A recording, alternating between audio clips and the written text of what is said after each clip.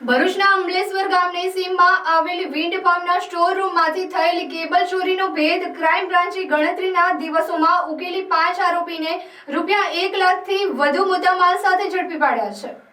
Bharuch crime branch પોલીસને બાતમી મળી હતી કે ભરૂચના બંબાખાના સર્કલ પાસે ભંગારની એક દુકાન નજીક કેટલાક શંકાસ્પદ લોકો વજનદાર થેલીઓ સાથે ઊભા છે। આ બાતમીના આધારે ક્રાઇમ બ્રાન્ચની ટીમે સ્થળ પર દોડી જઈ તપાસ કરતા 5 વ્યક્તિઓને છોલેલા કોપર કેબલ સાથે પકડી પાડ્યા હતા। તેમની પાસેથી જરૂરી દસ્તાવેજો ન મળતા પોલીસે પૂછપરછ કરતા આરોપીઓએ કબૂલ્યું છે કે 3-4 દિવસ પહેલા જયેશ, મેહુલ, રાકેશે ભેગા મળીને અમલેશ્વર ગામની સીમમાં આવેલી વિન્ડ ફાર્મના પેનલ રૂમનું તાળું તોડી કેબલની ચોરી કરી હતી। ત્યારબાદ કેબલ પરનું પ્લાસ્ટિક કવર કાઢી નાખી તેઓ તેને વેચવા માટે ભરૂચ આવ્યા હતા।